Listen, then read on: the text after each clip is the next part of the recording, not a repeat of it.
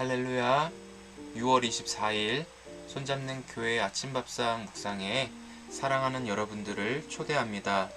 오늘도 새날 주신 우리 주님께서 우리 모두를 한몸 되게 하셨고 차별 없는 사랑으로 우리를 다 품어주시고 인도해 주신 줄 믿습니다. 다 같이 사도신경으로 신앙 고백하시겠습니다. 전능하사 천지를 만드신 하나님 아버지를 내가 믿사오며 그 외아들 우리 주 예수 그리스도를 믿사오니 이는 성령으로 잉태하사 동정녀 마리아에게 나시고 본디오 빌라도에게 고난을 받으사 십자가에 못 박혀 죽으시고 장사한 지 사흘 만에 죽은 자 가운데서 다시 살아나시며 하늘에 오르사 전능하신 하나님 우편에 앉아 계시다가 저리로서 산자와 죽은 자를 심판하러 오시리라. 성령을 믿사오며 거룩한 공예와 성도가 서로 교통하는 것과 죄를 사하여 주시는 것과 몸이 다시 사는 것과 영원히 사는 것을 믿사옵나이다. 아멘. 찬송가 357장 주 믿는 사람 일어나 찬송드립니다.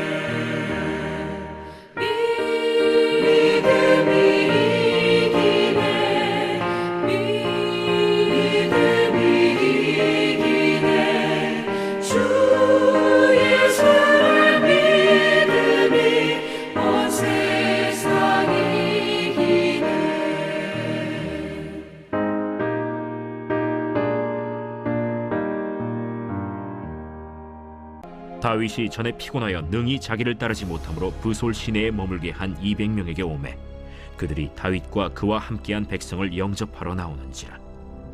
다윗이 그 백성에게 이르러 문안하매 다윗과 함께 갔던 자들 가운데 악한 자와 불량배들이 다 이르되 그들이 우리와 함께 가지 아니하였은즉 우리가 도로 찾은 물건은 무엇이든지 그들에게 주지 말고 각자의 처자만 데리고 떠나가게 하라. 나의 형제들아, 여호와께서 우리를 보호하시고 우리를 치러 온 그 군대를 우리 손에 넘기셨은즉 그가 우리에게 주신 것을 너희가 이같이 못하리라. 이 일엔 누가 너희에게 듣겠느냐? 전장에 내려갔던 자의 분깃이나 소유물 곁에 머물렀던 자의 분깃이 동일할지니 같이 분배할 것이니라. 그날부터 다윗이 이것으로 이스라엘의 율례와 규례를 삼았더니 오늘까지 이르니라. 다윗이 시글락에 이르러 전리품을 그의 친구 유다 장로들에게 보내어 이르되 보라, 여호와의 원수에게서 탈취한 것을 너희에게 선사하노라. 하고 베델에 있는 자와 남방 라못에 있는 자와 얏딜에 있는 자와 아로엘에 있는 자와 신못에 있는 자와 에스드모아에 있는 자와 라갈에 있는 자와 여라무엘 사람의 성읍들에 있는 자와 겐 사람의 성읍들에 있는 자와 홀마에 있는 자와 고라산에 있는 자와 아닥에 있는 자와 헤브론에 있는 자에게와 다윗과 그의 사람들이 왕래하던 모든 곳에 보내었더라.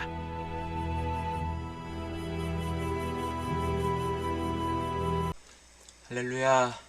오늘도 주님 안에서 평안하시고 성령 충만하시기를 주님의 이름으로 축복을 드립니다. 한 주간이 끝나가면서 사무엘상 말씀도 마쳐지게 됩니다. 6월 한 달 동안 사무엘상과 함께 하나님의 역사를 살펴보았습니다. 하나님의 사람들을 외면하지 않으시고 말씀을 그대로 성취하셔서 하나님의 임재와 하나님의 함께하심을 나타내 주셨습니다. 인간의 상식적으로는 할 수 없고 될 수 없는 일들도 하나님이 하시니까 되어지고 이루어졌습니다. 하나님께서 친히 전쟁을 주관하셔서 승패의 결정을 하나님의 손에 있게 하셨습니다. 하나님의 마음에 합한 사람이라 불린 다윗도 사무엘상에서 살펴본 대로 부러워할 만한 일이 딱히 보이지 않았습니다. 도망자의 그런 모습이 너무 강했기 때문인 것 같아요. 하지만 다윗을 보면서 우리가 놓치지 말아야 할 것은 하나님이 함께 하신 사람이라는 것이 다윗에게 붙은 핵심 수식어입니다. 그래서 다윗이 사울을 피하여 도망다니는 여정 속에서도 광야에서 다윗은 예배를 드린 광야가 예배의 처소가 되었습니다. 또한 다윗이 죄로 인하여 넘어지지 않도록 피할 길도 열렸다라는 것도 보여주셨습니다. 다윗이 훌륭한 것이 아니라 하나님이 다윗과 함께 하셔서 하나님의 영광과 아름다움을 다윗을 통하여 나타내 주신 것이죠.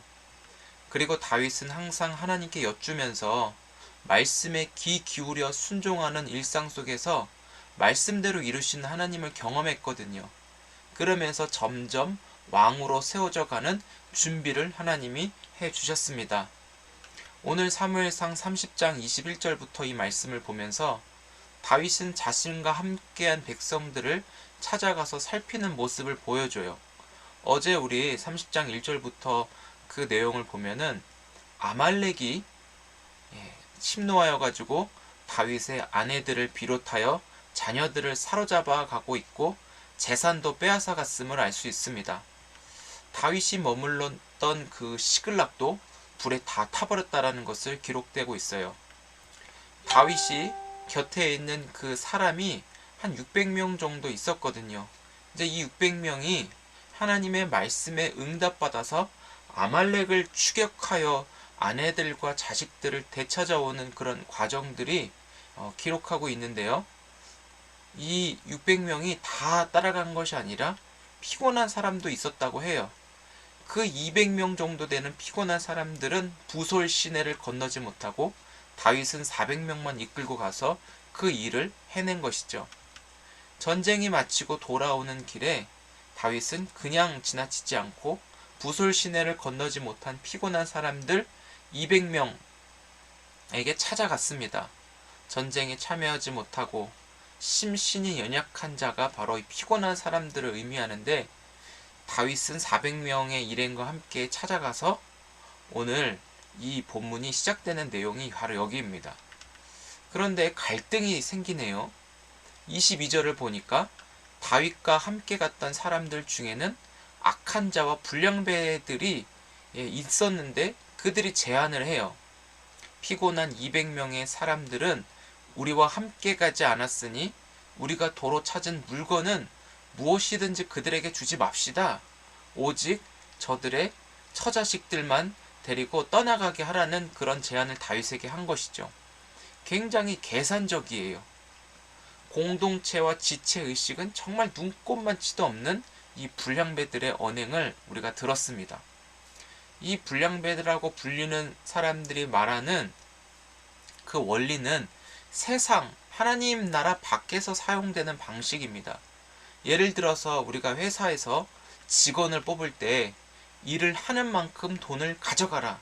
자신이 기여하지 않으면 거기에 대한 수고비는 없으니 열심히 해라. 대부분이 그렇거든요. 세상의 원리입니다.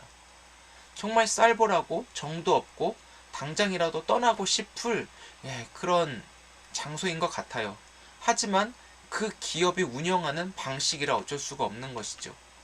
더군다나 우리가 살아가는 이 시대는 개인주의가 강하다 보니까 내가 우선이 되어야 합니다.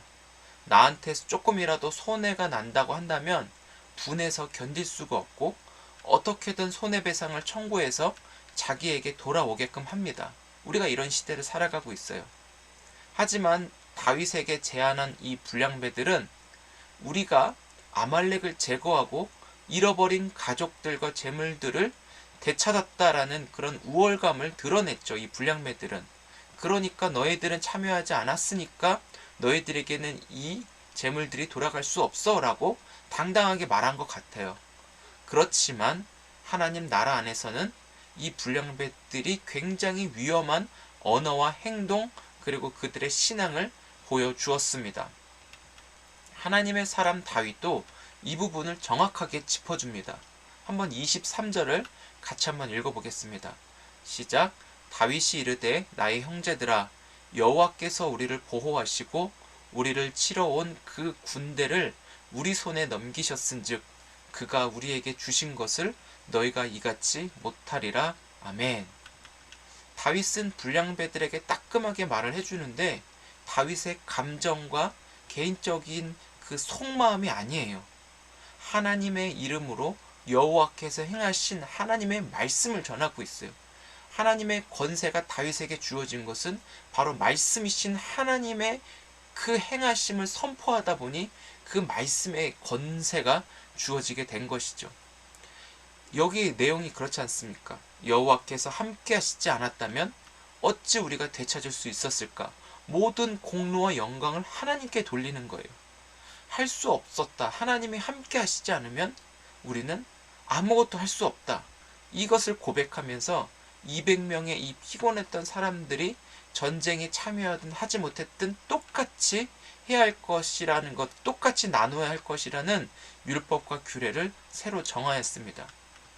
하나님께서 당신의 자녀들에게 베푸신 것은 행함과 공로로 얻게 하시는 것이 아니라 사랑과 은혜로 주어졌기 때문에 다윗 공동체 전체를 한 몸으로 묶어주셨습니다. 그래서 공동체가 하나이기 때문에 힘이 있는 거예요.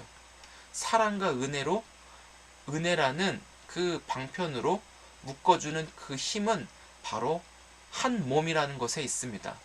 여기에는 차별이 없습니다. 이와 같이 손잡는 교회 공동체도 사랑과 은혜로 차별 없고 서로의 존재를 귀하게 여기는 그런 공동체가 되었으면 좋겠어요. 당신은 몸이 약하니까, 돈이 없으니까, 학벌이 부족하니까 이런 조건들은 하나님 앞에서 아무런 소용이 없는 거예요.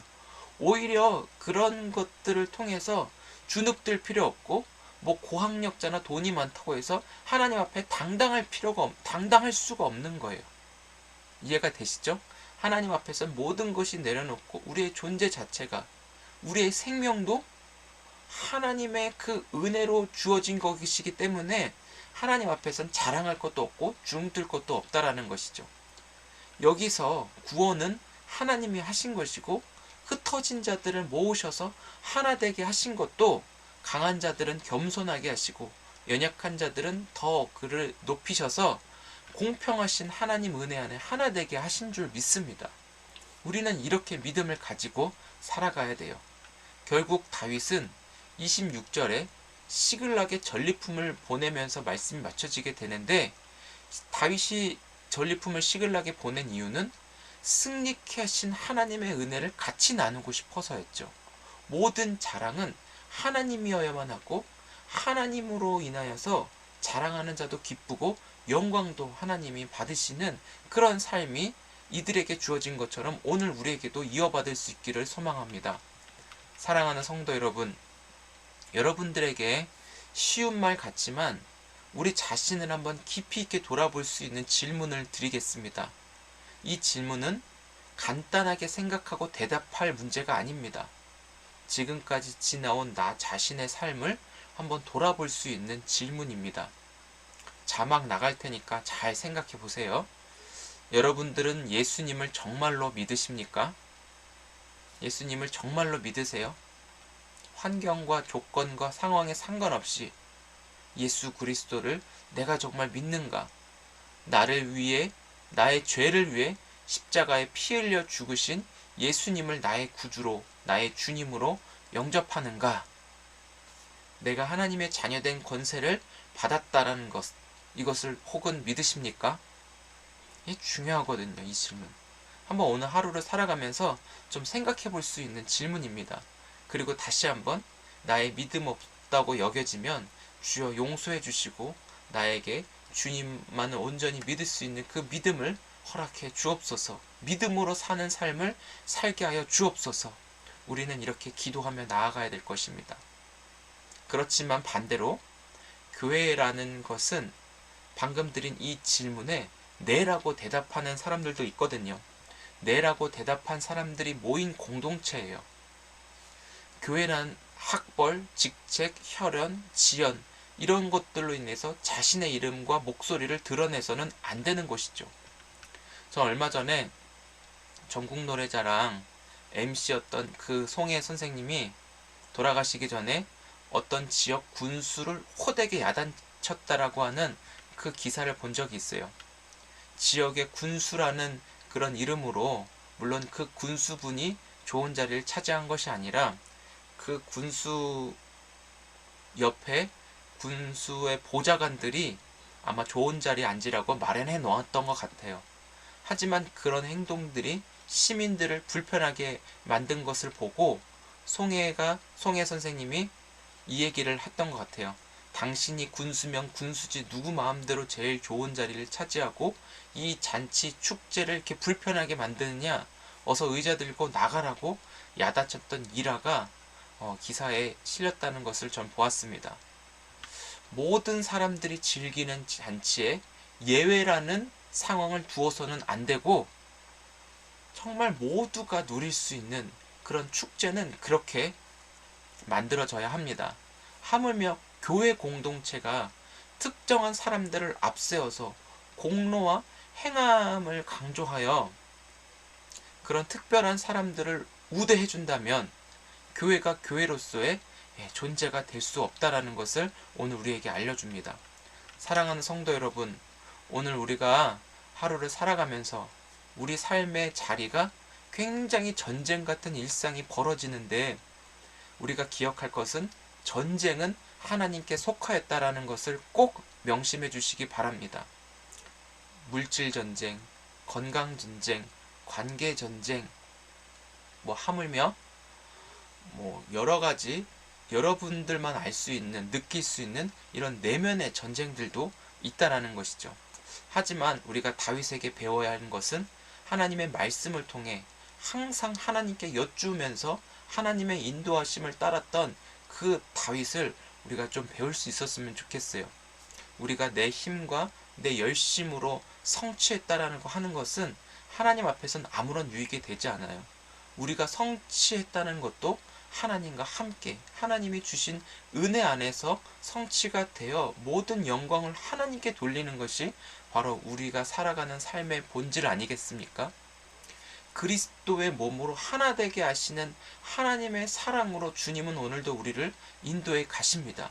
그래서 우리의 가정이 그리스도의 몸으로 하나 되어서 하나님의 사랑을 함께 느끼고 함께 나누는 그 속에서 진정한 천국이 경험될 수 있기를 축복합니다.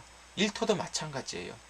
함께 나누면서 함께 또 무거운 짐을 짊어지면서 이 무거운 짐이 벗겨질 그 하나님의 때도 함께 기다리며 같이 기도하면서 나아가야 되는 것이죠.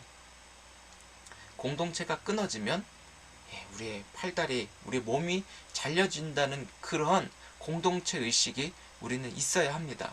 나를 통해서 너가 잘 되기를 바라는 그런 마음이 바로 하나님이 우리에게 주시는 마음인 줄 믿습니다. 이미 승리는 하나님의 손을 잡는 자들에게 주어졌습니다. 우리는 이 손을 이미 잡은 줄 믿습니다.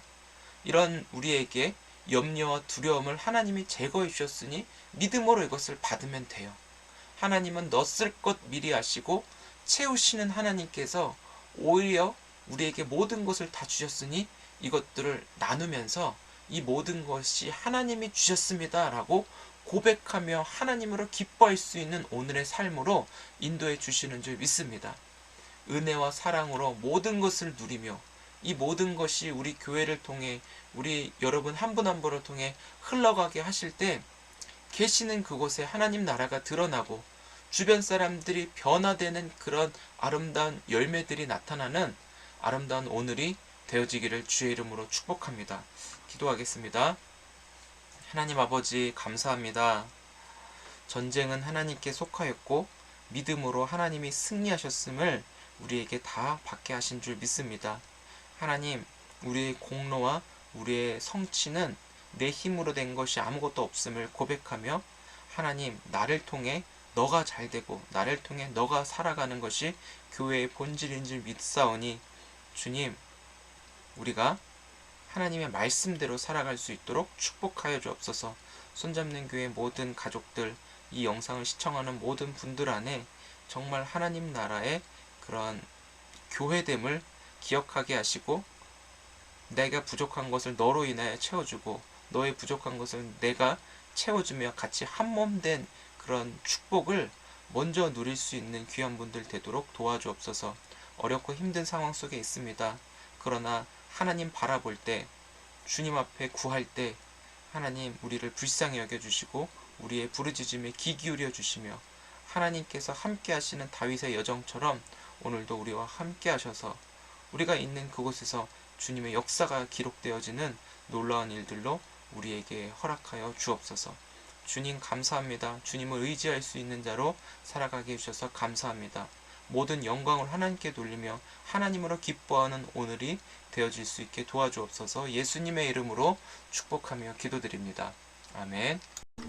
주님 가르쳐주신 기도로 예배 마칩니다. 하늘에 계신 우리 아버지여, 이름이 거룩히 여김을 받으시오며 나라의 마옵시며 뜻이 하늘에서 이루어진 것 같이 땅에서도 이루어지이다. 오늘날 우리에게 일용할 양식을 주옵시고 우리가 우리에게 죄 지은 자를 사하여 준 것 같이 우리의 죄를 사하여 주옵시고 우리를 시험에 들게 하지 마옵시고 다만 악에서 구하옵소서. 대개 나라와 권세와 영광이 아버지께 영원히 있사옵나이다. 아멘. 네, 감사합니다. 오늘도 주님 안에서 많이 사랑하고 축복합니다. 오늘 밤 9시에 금요 기도회가 있습니다. 서로 기도 제목도 나누면서 함께 기도할 때 천국을 침노하는 은혜의 시간 되었으면 좋겠습니다.